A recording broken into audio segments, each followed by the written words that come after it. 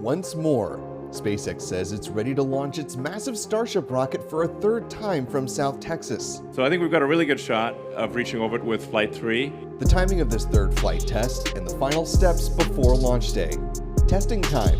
Ahead of the first launch of its New Glenn rocket, Blue Origin has been busy performing a series of fueling tests at Cape Canaveral.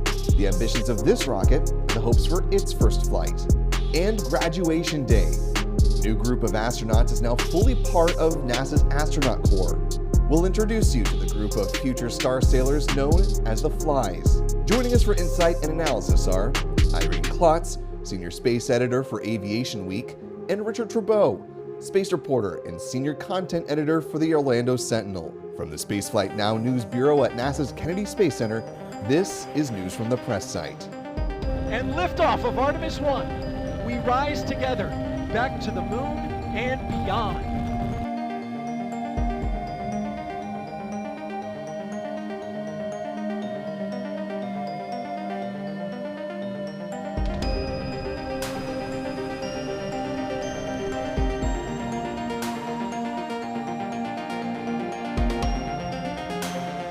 Copies. On board the International Space Station.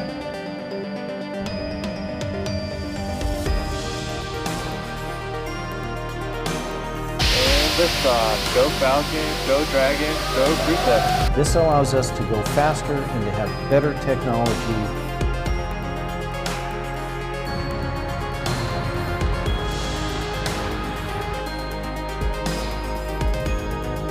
When we start putting humans on that vehicle, the excitement is even going to amp up even more. Thanks for taking the time to answer our questions.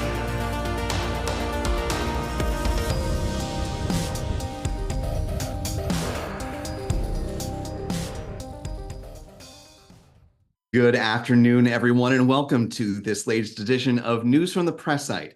I'm Will Robinson-Smith, reporter for Spaceflight Now. Thank you so much for taking part of your day to join us for a roundup on what has been yet another busy week here on the Space Beat. We have some great panelists to break down all of the news with.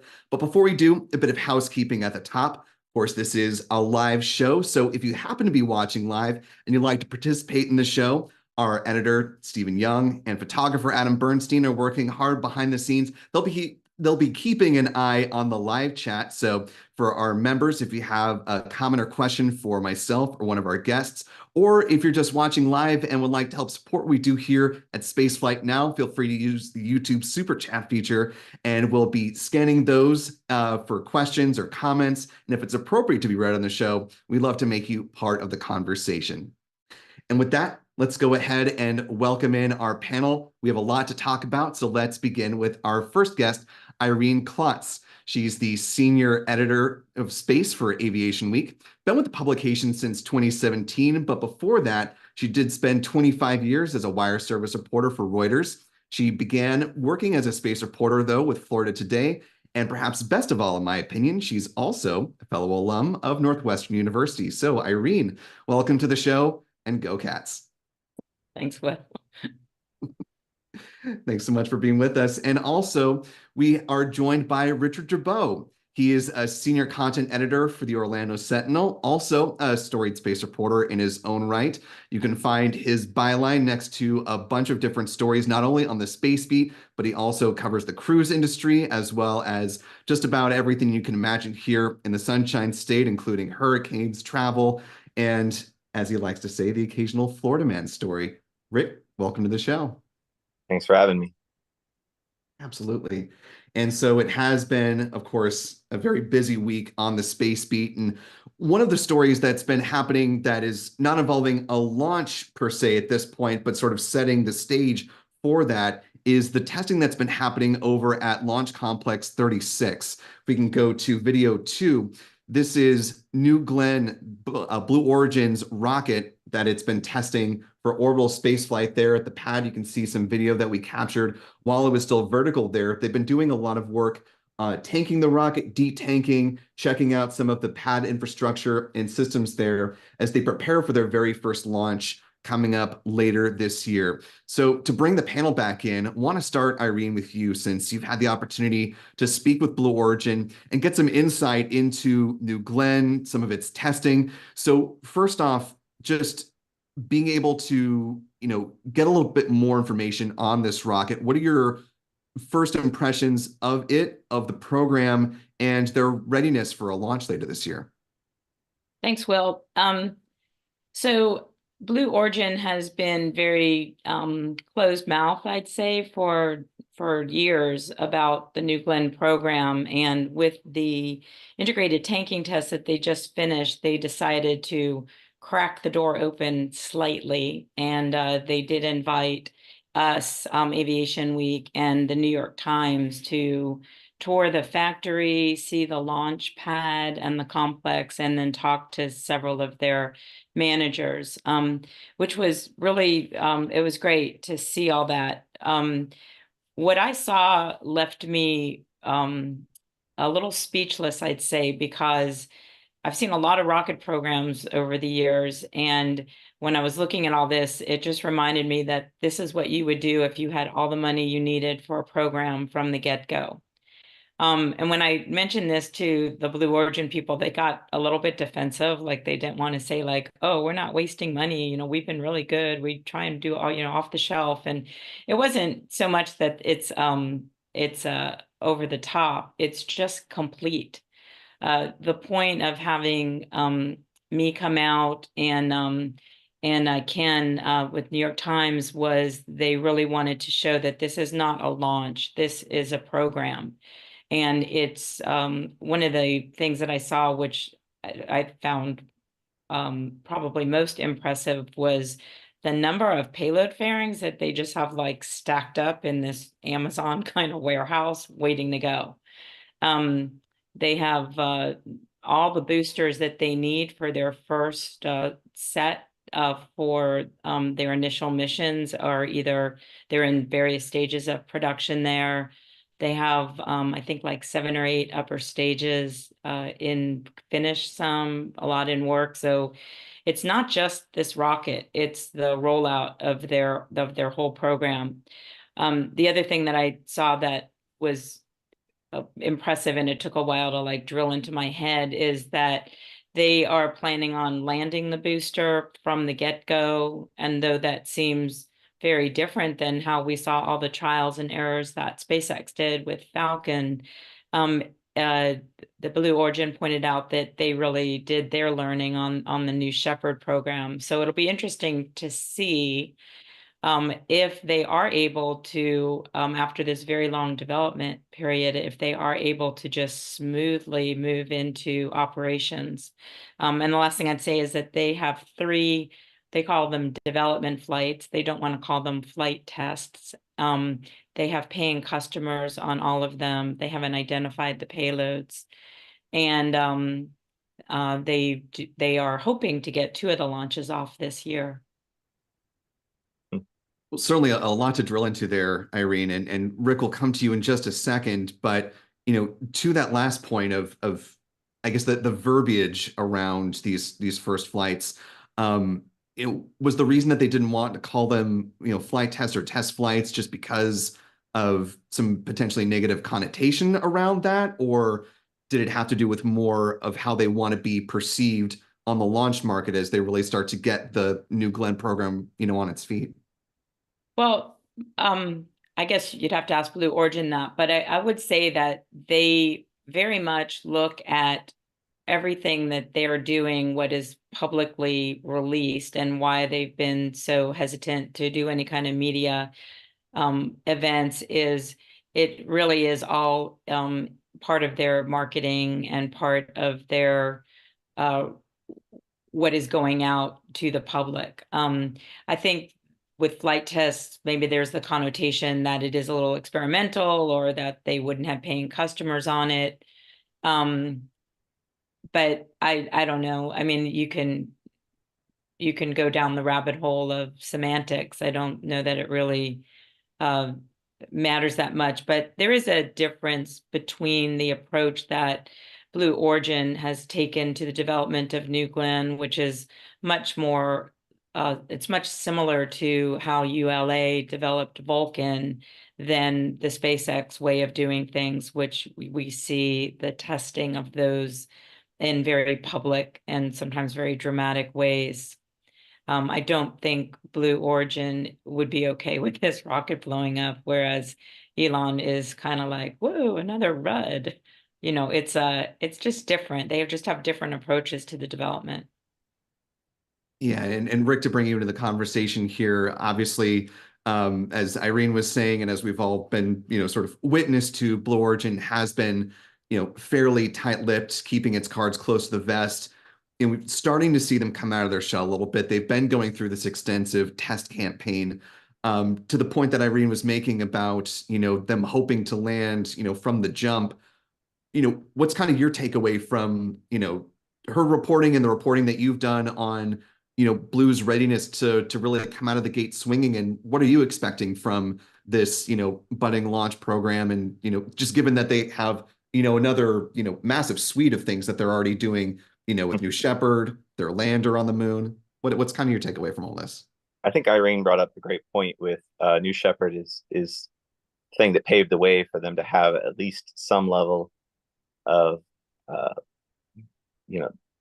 that they think they'll be as successful with that first New Glenn. I've never heard that they would ever try anything other than a successful, I'm going to call it barge landing. What do they call it? They call it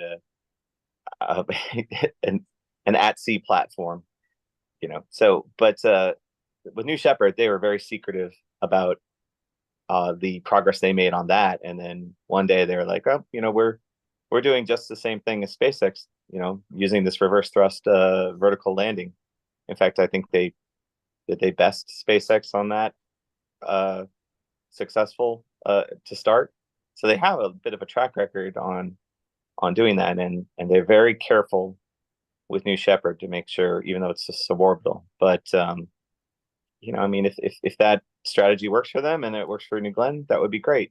I did also at the Spacecom conference, the Space Force kept dropping September of this year as the on the books for that first launch. So that's the only place I've heard that, but they did mention it more than once during that conference. So it is on the range calendar for September, or it was in January at least.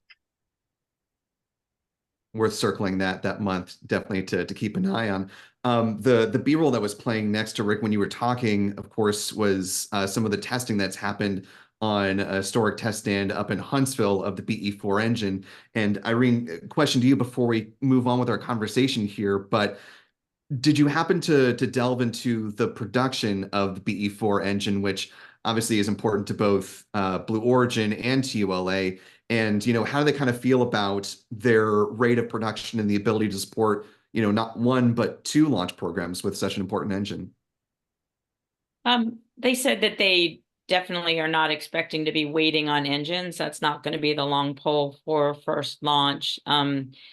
As of, there haven't been any response to questions about whether they've received the engines yet. They were the 7 needed for the New Glenn first flight. Were not at the Cape as of the end of the month, and they were undergoing qual testing, but they seem to be on track.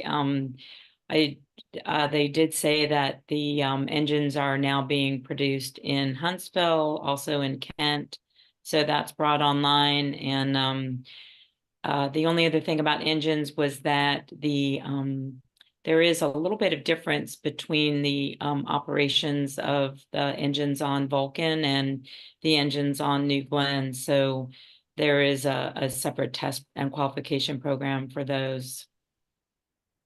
Did it sound like they've completed that qualification process, or is it still fairly? No, it sounded like it was still in the process.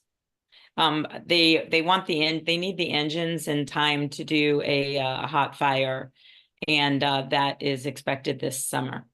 And the other thing they said is that from hot fire to launch is not going to be a long time. Okay, so summer to September is possibly the timeline that we're looking at, and we'll see if that shrinks or expands or maybe shuffles to the right. But speaking of testing things, one of the other items that we were watching this week, not so much down here on the Space Coast, but up in the Ohio area, as Sierra Space's Dream Chaser is going through some testing to see that it's worthy for flight on board the Vulcan rocket. If we can go to this video here that you see in the preview, this is Sierra Space's Dream Chaser up in the Armstrong Test Facility in Sandusky, Ohio, going through some vibration testing. Now it's currently in environmental testing, and this will be an important piece of the cargo resupply services program for NASA that will shuttle cargo and science both to and from the space station. You know, think of it, as you can see in this video here, kind of like a mini space shuttle that currently is not able to support humans, but has a fairly large cargo bay, not only within Dream Chaser itself, but in the Shooting Star edition there you see at the bottom. This is a video of the shake test itself. So bringing the panel back in here, Rick, I'll start with you on this one. You know, Dream Chaser is something that has been, as with Blue Origin's New Glenn, you know, long in development, something that we've been waiting to see debut for quite some time. Supposedly going to be launching on the second flight of ULA's Vulcan rocket. From what you've understood about the program and the testing so far, do you think that they're on a good trajectory to make it to seems like April may be outside of the realm of possibility now, but you know, a launch in late summer or late spring, early summer? Well, it's still on NASA's calendar for April, and the astronauts just went up in Crew-8. They prepared to. They got a look, and they actually figured out how to. They're gonna have to unload this thing. I mean, super lucky the number of spacecraft they're going to be able to touch if this thing goes among many that are going to be up at the space station in the next 6 months.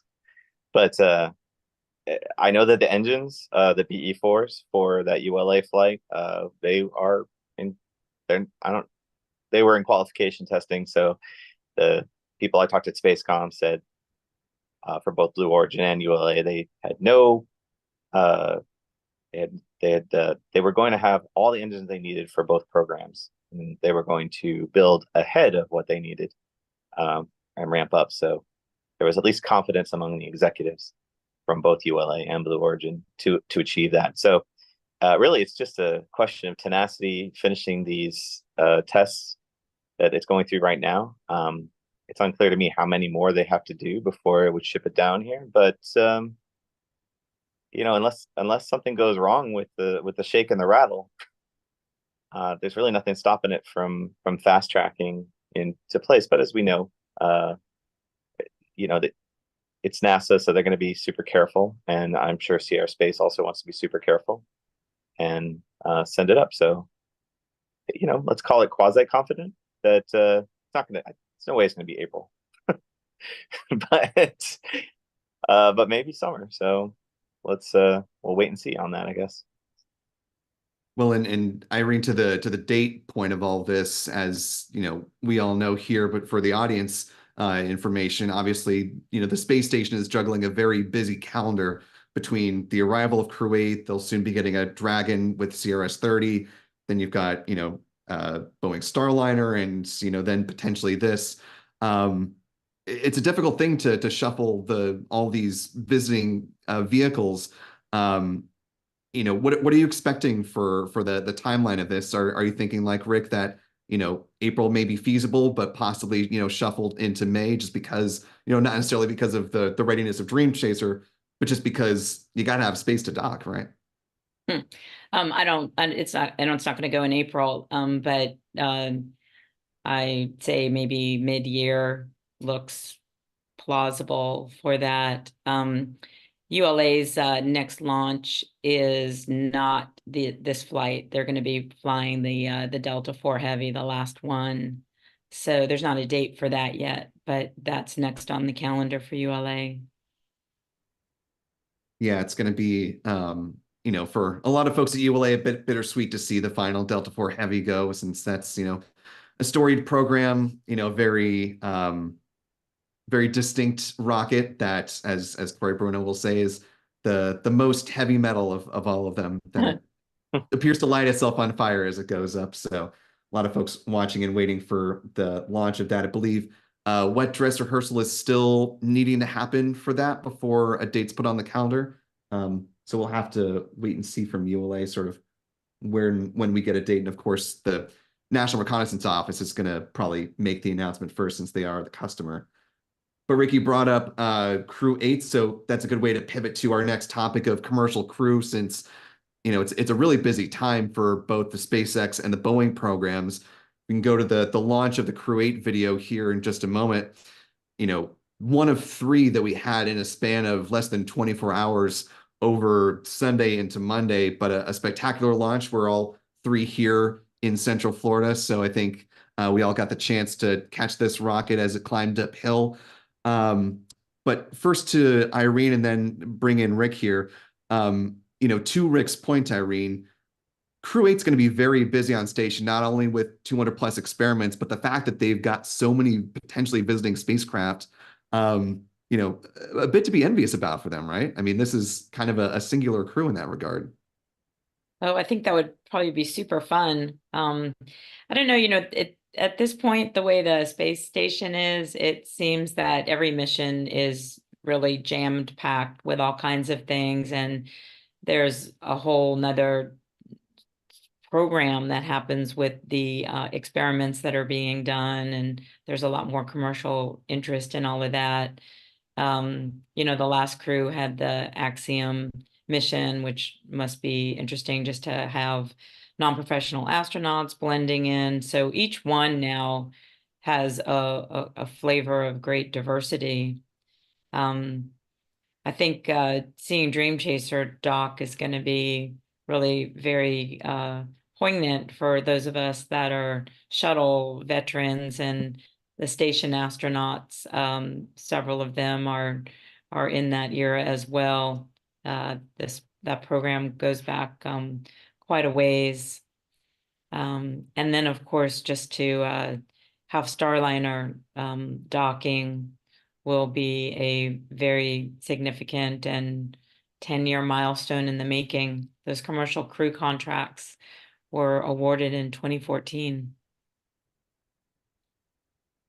Yeah, it's been a long time coming. And, Rick, to bring you in, I believe it was you that asked the question, when the Crew-8 astronauts arrived at the launch and landing facility, formerly the shuttle land facility, speaking of shuttle, with all these visiting spacecraft, do you guys get to kind of just go in and poke around? And I forget if it was Dominic Mike Barrett. It was Mike Barrett, yeah, who said, well, there's no one stopping us. No, he said, there's no guards posted at the door.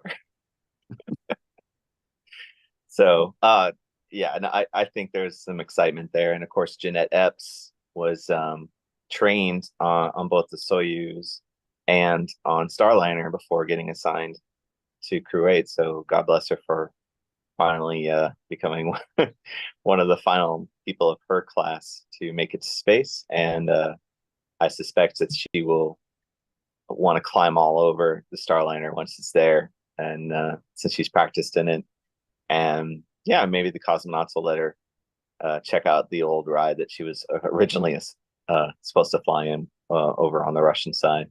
I suspect everybody checks out every single piece of equipment available to them on the ISS. And but you think those things and the cargo dragon coming and then Sierra Space, it's just a potpourri of hardware coming up there. And if I were an astronaut, I think that would be something that other astronauts would be jealous of. So that's pretty exciting for Crew-8. Well, you talk about other astronauts. It's like the rundown of the show, Rick. That's a great segue to our next topic here of the astronaut graduation, the class of 2021, now full astronauts, nicknamed the Flies. And if we can go to this video here in just a second, this is the graduation of that astronaut class as they crossed the stage on March 5th and fully were introduced to the public, became the 23rd astronaut class to join the Corps. A lot of excited faces and a couple of astronauts from the UAE as well. So a very eclectic international group of folks, including one from right here in Central Florida. So Rick, to you first, since you had a piece which, and as we're talking about the stories of Irene and Richard. You can find those in the show notes of this video down below. But Rick, what was kind of your take of this newest astronaut class and, the vibe they bring to the astronaut corps and what we're expecting from them? There's a pretty big sense of humor amongst all of the candidates leading up to their graduation. Now, of course, they're not astronaut candidates anymore, but astronauts waiting on assignment. And the camaraderie that you and I have seen amongst the Turtles, which is the 2017 graduating 2019 class, and now 5 years later, the Flies, who like to, the Flies is a nickname. They wouldn't say exactly why they were named the Flies, other than the Turtles said, you remind us of the Flies. So, but they like to call themselves the Swarm. So you will probably hear that word over the next few years. And according to Apollo 17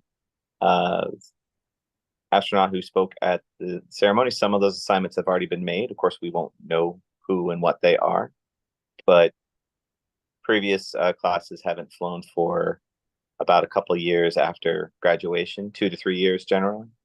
But I was interviewing the Central Floridian candidate, Luke Delaney, and he was born in Miami, but he moved to DeBerry in Volusia County when he was about 5 years old. So he went to Enterprise Elementary there, and he was big into baseball. So in high school, he jumped around between a couple of high schools there, Deland High and Deltona High, and he's one of the older candidates amongst them. He's 44 now, and the age range of these people, they're all, I think the youngest might be 36, so they're all pretty seasoned and from a variety. You've got 4 military groups, so it's an interesting combination. Plus, they had the 2 United Arab Emirate astronauts training with them over the last 2 years, and they all just had glowing things to say to one another as they were being introduced on stage. So they seemed like a jovial group, and I'm kind of excited to see who gets what assignments first. I will say this: Luke Delaney is Central Floridian, and the head of the astronaut office is Joe Acaba, and he is also from Central Florida to some degree. He taught high school science and middle school science in Brevard and Marion counties before he was chosen as an astronaut. So we'll see if there's some favoritism. We'll find out, I guess. Well, I'm sure the rest of the astronaut class and corps would probably hope not, but we shall see. Irene, to you, given that they just graduated, and as the graduation was happening or right on the heels of it, we did get the announcement that the job posting is back again, and you too, if you have the right credentials and the education, can become an astronaut. Were you surprised to see another round of job postings for astronauts to go up as soon as it did, given the I would say probably a large number that are currently active in the Corps?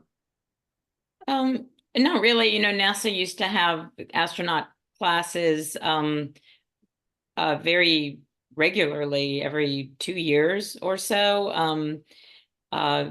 There's probably an expectation of flight rates continuing what they are now, perhaps looking into the commercial LEO destinations era. Maybe there'll be people flying on not only different spaceships, but to different destinations. I think when I think about the NASA astronaut corps, one of the things that I noticed in this group is there was a SpaceX person that came back to NASA, used to be a flight director, went to SpaceX, now is back at NASA as an astronaut. I think there is still some gravitas with being associated with the US government astronaut corps, but there's going to be astronaut corps all over the place now. SpaceX is going to have, Axiom already has, Blue Origin's going to have astronauts. It's going to be a very interesting evolution, I think, as a career choice. And then also, of course, when the astronauts leave NASA, they can come back and fly again privately. There's rules like the radiation exposure, which prevents people like Peggy Whitson from flying anymore with NASA, regardless of whether she'd be want to or anything else, but she certainly can continue flying with Axiom as a private citizen. Yeah, and when we traveled up to Sandusky to see Dream Chaser for ourselves, I spoke with Dr. Tom Marshburn, who was with Crew-8. Now he's the chief medical officer for them, and he said that they are definitely interested in creating their own astronaut corps. He, politely declined to say if he would be going back to space himself. I would venture a guess that the answer is possibly maybe.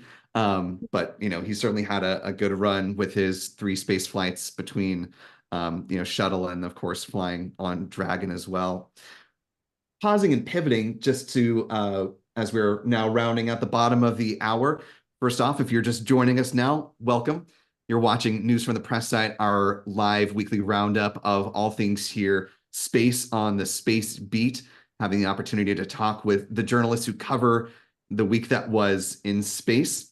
If you have a comment or question for myself or our panelists, we'd definitely love to take those now. Just want to acknowledge one of our channel members, Mark Otto, for gifting 10 Spaceflight Now memberships. Really appreciate that, Mark. And I see we've got a number of members in the comment section as well. So thanks to all of you for joining us. And again, we'd love to take your comments or questions if they're appropriate to be read on the show. Before we go back into our panel discussion about all the items in space news, want to go over the rocket rundown, the missions that happened around the world normally, but this time we're pretty localized here in the United States. So let's start with where things began with this. The first SpaceX mission was, of course, Crew-8 launching from right here on Florida's Space Coast at just before midnight here, Eastern Standard Time, 0353 UTC, heading up to the International Space Station where they docked on March 5th. Moving on down the line, we popped over to the West Coast for a launch from Vandenberg Space Force Base. This was Transporter 10, the launch of 53 microsats and nanosats, one of the rideshare missions for SpaceX that included the much anticipated methane sat that's going to be tracking one of the key contributors to global warming now that it is on orbit. And finally, rounding out a period that lasted just about 21 hours, a little bit less actually, was the Starlink 6-41 mission coming back here to Florida that lifted off from Cape Canaveral Space Force Station with 23 V2 mini Starlink satellites at 2354 UTC on the 4th. And so bringing the panel back in, because, obviously we track if there are launches from around the world, and we like to include that in our rocket rundown. This week, everything was dominated by SpaceX, which, given their cadence is not terribly surprising. But the fact that they were able to turn around and launch 3 times in, far less than 24 hours, Irene, we've all been watching the cadence here on the Space Coast, but was it surprising to you to, see just how fast of a clip they were able to get through these? Yes. And it makes you wonder, what's the limit? Like, if there's more launch pads, would they be flying even more? And what does this look like, with an operational Starship system as well? I think, your commentary during those missions really brought up some very interesting points about the number of vehicles that SpaceX was operating simultaneously in orbit, from upper stages to the Dragon during its approach to the ISS. And you just have to wonder, like, what that's like in Hawthorne to have these separate mission control rooms set up. One of the things that I did see at Blue Origin was their launch control center, and they are set up to do mission operations, flight control, multiple spacecraft from the same building that they'll be doing the launch control centers from. So it's not just launches these days, it's all about ops. All about ops, and not just ones to Leo, but obviously soon both SpaceX and Blue Origin are going to have to manage moon-bound landers, and that'll create a whole nother level of logistics for not only both agencies, but or both companies, but the deep space network and everything else connected to that. Rick, will come back to the Starship launch pad expansion part of the conversation in just a moment here. But sort of similar, slightly different question to you about cadence before we shift off this topic. We've had the opportunity to talk with folks over at Cape Canaveral Space Force Station that manage the range. They've mentioned that they are prepared for simultaneous launches from the Eastern Range. Do you think that they're ready for, not just simultaneous launches, but also simultaneous and then, multiple in a day, not just two, but maybe 3, 4, 5 from, the Space Coast? Whether you're talking about Blue Origin or, SpaceX, ULA to the mix. I mean, there's more players coming in, almost monthly. Well, I think that the officials with Space Launch Delta 45 and the Space Force crew that's out there, in past conversations I've had with them, they're fully expecting to get somewhere to the level of 300 launches a year, not this year or next, but over 100 potentially this year and down the line. So for them, it's just a systems engineering thing, right? It's you have to. This is the demand, and this is how we're going to enable it. The limiter on Florida is you have all those launch pads out there that are going to potentially get taken up by a variety of rocket companies. The SpaceX will still lead the way, I'm sure, over the next several years. And the limiter is going to be the weather. I love that Crew-8 last week was put on hold because of bad weather up the coast. And then SpaceX said, fine, look, we have a Starlink, let's launch this now. And they just rolled it out and it was up. And then they did Crew-8. And then they had another one right afterward. And, for them, it's if you include California, it's 22 launches in 64 days. So that's better than once every 3 days. And for them, it's they're taking advantage of the landings at landing zone 1 and 2 and in California. And that's just a quicker turnaround for them. So I think, so you're going to see from them, they're going to approach 2-day and then 1-day turnarounds if they can get to it, if they can cycle through all the hardware.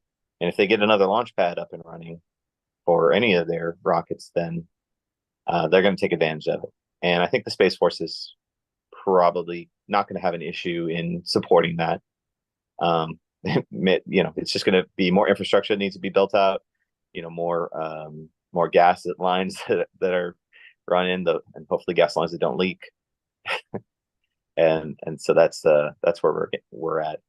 And I think I did the rundown for Cape Canaveral today in a story.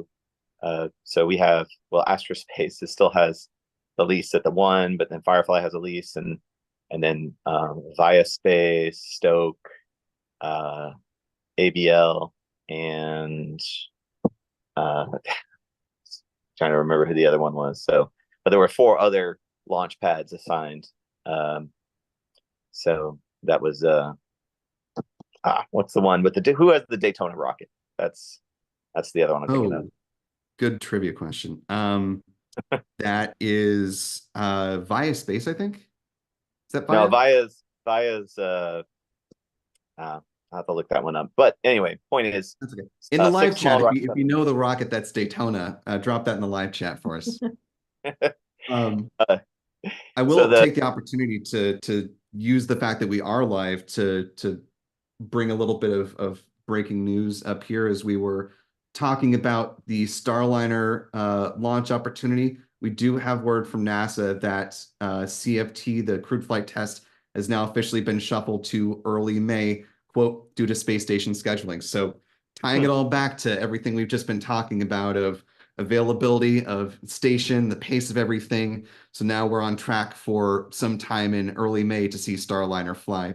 So just wanted to put that in a marker of the fact that it is constantly a busy news week here on the Space Beat, and we will have, looks like, some briefings from NASA on that coming up at the end or on March 21st and 22nd. So we will be sure to bring you more updates on that. I'm sure Irene and Rick will have some great reporting as we get closer to the launch of Starliner as well.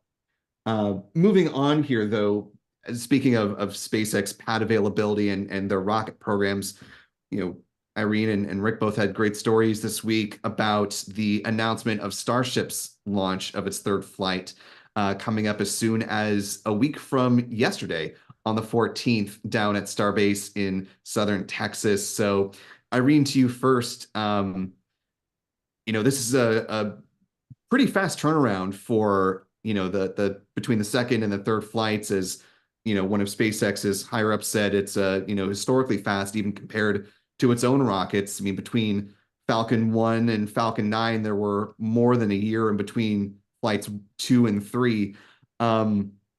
Given they have a lot to prove with this launch, how are you feeling about Flight 3? What are you going to be watching for? Well, of course, first caveat that they need their launch license. So there is a SpaceX does like to put it on the FAA that, the holdup is the FAA. So we'll see about the 14th. I'm sure it helped that they didn't blow up the pad this time. So that was good. They had 2 different unplanned events during the integrated flight test 2, but the flight termination systems worked, apparently. We haven't gotten any briefings yet on the details of any of that, but there were a couple things that happened after the IFT-1 that were going to be pretty time consuming. So obviously for the flight test 3, getting into orbit, it would be huge. There's some demonstrations that SpaceX wants to do. And as far as the Super Heavy, if SpaceX hadn't really made returning rockets so common these days, that the Falcon, the Super Heavy would have been a fully successful flight, since it did its job and stayed intact through that very interesting hot staging, and then had an issue in preparation for reentry. So they probably want to just keep that going. There were other issues with the Starship upper stage, and it certainly seems like they have a pretty good handle on it. There were not dozens and dozens of remediations that needed to happen prior to getting ready for Flight 3. And we'll see what happens. Yeah, Rick, bringing you in here. Obviously this is not only an important mission for SpaceX, NASA closely watching it for the Artemis program, but also some interested parties here in Florida, not only for its operability at Launch Complex 39A, but as you were reporting earlier this week, SpaceX and Space Force and some of its partners, the FAA as well, doing some public scoping to check out Launch Complex 37, or Space Launch Complex 37, I should say, as a possible future home of Starship once Delta IV Heavy is done. Tell the audience a little bit more about that and the possibilities for SpaceX there, because that's not the only option, right? That's right. The Department of the Air Force, Space Force, is under them in the same way that the Marines are under the Navy. They are seeking. They're seeking an environment. They started an environmental impact statement, an EIS, which is the more complicated environmental assessment that SpaceX didn't want to have to do in Texas and ended up not having to do. They did a little less rigorous the environmental assessment, or I can't remember. But point is, this one is going to take about 15 months on the current timetable, which is just finding out what the impact would be if you were to take Starship and Super Heavy and launch it from Cape Canaveral Space Force Station. Now, SpaceX is building out a tower, kind of on pause right now, but at their Kennedy Space Center, Pad 39A in that complex. But this would be for an agreement between SpaceX and the Air Force, or essentially the DoD. And so that is part of DoD's mission for mobility. that they want to guarantee access to space. Assured access to space is that program within Space Force, and they are incredibly interested in having access to having access to the Starship and Super Heavy for lots of reasons. Mostly it has a lot of lift capacity. Now, 37 is where Delta IV Heavy is going to finish up, and ULA still has a lease on that, but that would end. They have no intention of putting Vulcan there at all. And so then I keep pushing this thing. So 37 is the preferred site, but the environmental impact statement will also look at the scope of Space Launch Complex 50, which doesn't exist yet. It's in a part of just a wilderness area between SpaceX's other launch pad at Cape Canaveral, which is SLC 40, and SLC 37. So the options are take over 37, build out a new one at 50, or do nothing at all. So right now we're in a public comment phase. They've had some public meetings, and they're going to do some online ones only, which is allowing people to leave comment no matter what. That'll be part of the record. They'll put it into the environmental assessment. There'll be a draft by December of this year. That's the current timeline. And they'll go through another round of comments from the draft, and they hope to have a final one by summer of next year. And at that point, if they want to sign an agreement with SpaceX to move forward, they can. I don't know how quickly they can build out something to support launch, but they probably would have a lot easier time dealing with the Cape Canaveral site for this than they would building out at Kennedy Space Center because of the competing and crewed launches at launch Complex 39A. And there you go, in a nutshell. That's a pretty solid nutshell. And just to put a fine pin into this, because we are unfortunately running short on time, we do have a couple more stories we want to get to before we close out. Comments are open to not just residents of Central Florida, but anyone is able to comment. So if you have a question, suggestion, a thought, a concern, you're able to go in and leave your thoughts on that there. Before we go ahead and close things out, want to talk about some of the business side of the space venture, starting with the fact that, after some struggles on the launch side and a sliding stock price, Astra has decided to go ahead and reverse course and decide to take its company public, with the leaders of the company buying out the remaining stocks. And, it's going to be finalizing that process in about a couple of months or so. So briefly to each of you, Irene, we'll start with you, and then to Rick. Given the struggles that Astra has been having, really getting a rhythm going with its Rocket 3.3 and then pivot to Rocket 4, which you've yet to see fly, was this surprising to you, or was this kind of like this was going to happen eventually, it was a matter of when? I'm sure, I don't know Astra in particular, but there's the dedicated small launch market really was amazingly active, and we've seen there, and everybody watches the industry has always said that it was going to settle out, and there's not enough work at this point to support all of them. So we saw Virgin Orbit couldn't make it. Rocket Lab has been doing really amazing, and now diversifying into space operations and satellite manufacturing. SpaceX came in with the transporter missions, took a big chunk out of the market as well.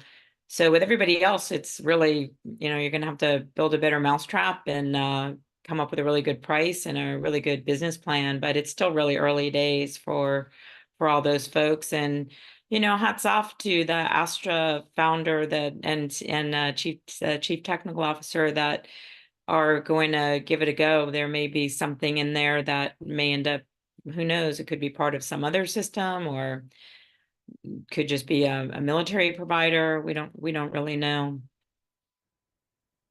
quickly to you, Rick, before we pivot to our last story. I mean, also Firefly Aerospace, looking to make its name in the small launch market space, as well as with its medium launch vehicle that'll come after the Antares 330.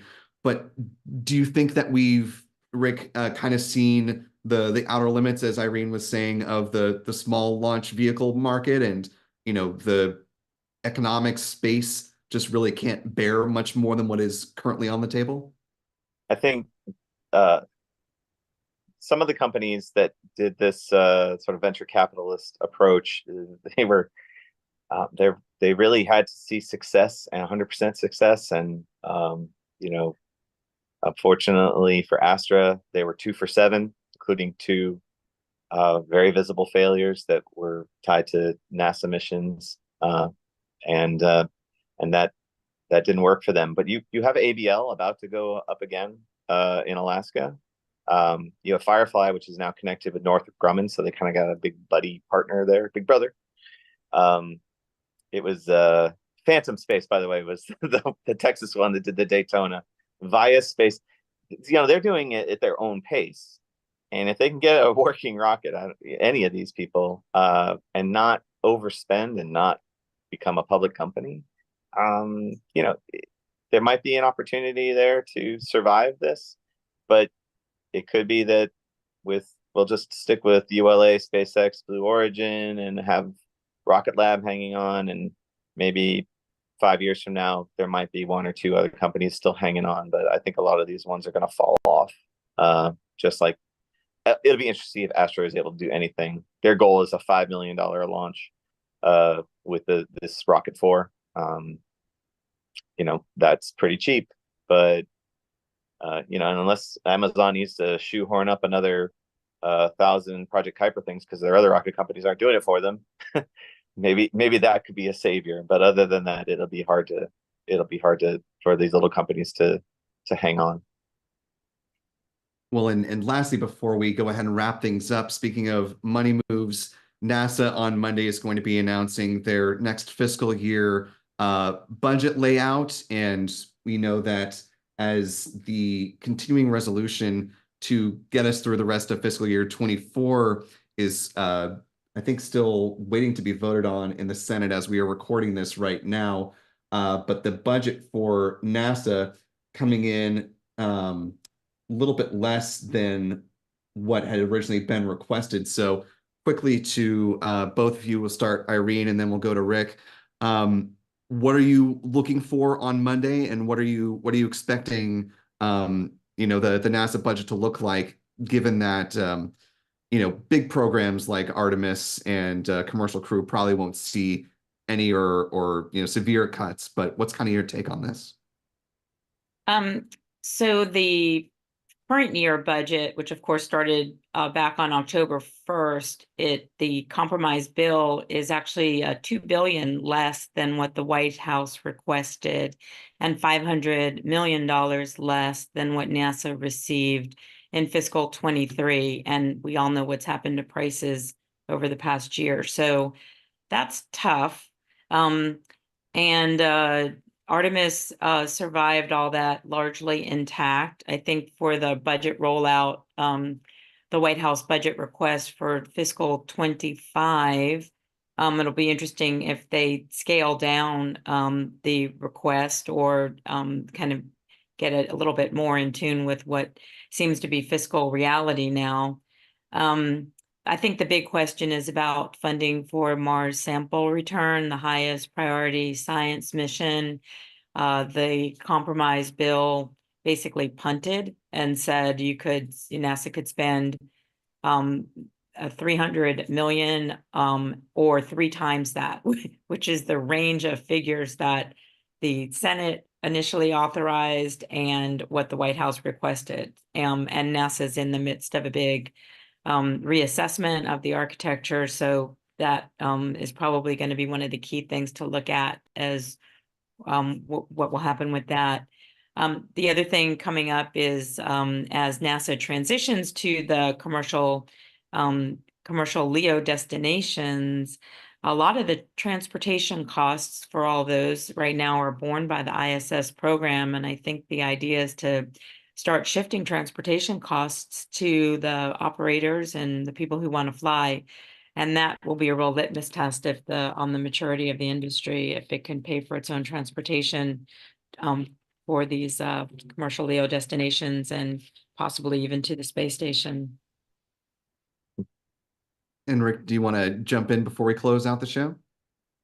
Well, just that I think the planetary science side of this budget is the thing that's probably most threatened, as mentioned, Mars sample return. But the damage has already been done because they had all those layoffs at JPL, and people in Congress were like, "Wait, you didn't need to do that yet." And NASA probably did, and getting those people back, if they're able to actually invest the money needed to do that, it's going to be difficult. It's going to be a challenge. And this budget, it's interesting because with the potential change in administration, NASA is pretty much agnostic, Republican, Democrat. The budgets shift a little bit here, a little bit there. Congress comes in and checks whether, if like one president wants to kill this thing, Congress like, nope, you're not killing it. And so the interesting thing is that the Artemis program seems to be bulletproof at the moment, even though it does get really pricey. And so you'll see that in the budget supported and work getting done. But I think planetary science is I think that might be a problem there if it doesn't get the funds. Well, unfortunately, we're going to have to leave the conversation there as our hour has already expired. It's amazing how fast these shows go. So want to thank both Irene and Rick for joining us live. Quickly to each of you, Irene, we'll start with you because I know you got a skedaddle. What do you have your eye on for next week beyond the budget, and where can people follow your work? Well, Aviation Week has its laureates ceremony next week. We honor some of the real achievements of the industry from last year. That'll be in DC. My work's on aviationweek.com. We have some of it is behind paywalls. In my opinion, AvWeek is worth the $100 subscription just for the archives. They've got searchable archives from 116 years, which is how far back Aviation Week goes. And after that, all eyes on Starship, and looking forward to the briefings on Starliner. Thank you. Thank you, Irene and Rick. Well, you can find all of my content at orlandosentinel.com/space. And I'm looking forward to more Starship, spectacular explosions. I guess I don't want those, but we'll see what happens there. And the only story that I'm kind of waiting on is I'm waiting for Space Florida to come out with their report on where to park all of the cruise competing with the cruise industry at the Port Canaveral thing. So that report should be dropping this month. Hopefully, that's what I've been hearing. So hopefully that's what we'll have. Thanks. Yeah, definitely looking to that report, and you can count on both Rick and Irene to have much robust reporting on that and many other things happening on the Space Beat in the weeks and months to come. And with that, that'll do it for us on another wonderful episode of News from the Press Site. Our thanks to Richard Tribou and Irene Klotz for joining us for a robust conversation of the week that was in space news. Want to thank the fellows behind the scenes here, our photographer, Adam Bernstein, who will be busily preparing to head out to Starbase to cover our coverage of the Starship Flight 3 launch, assuming that the date sticks to the 14th. Our thanks also to our editor, Stephen Young, for all he does behind the scenes and keeping the show ship-shape. And most importantly, thanks to you for spending part of your day and learning a little bit more about what's happening in the world of space news from some of the wonderful folks who bring that coverage to all of us.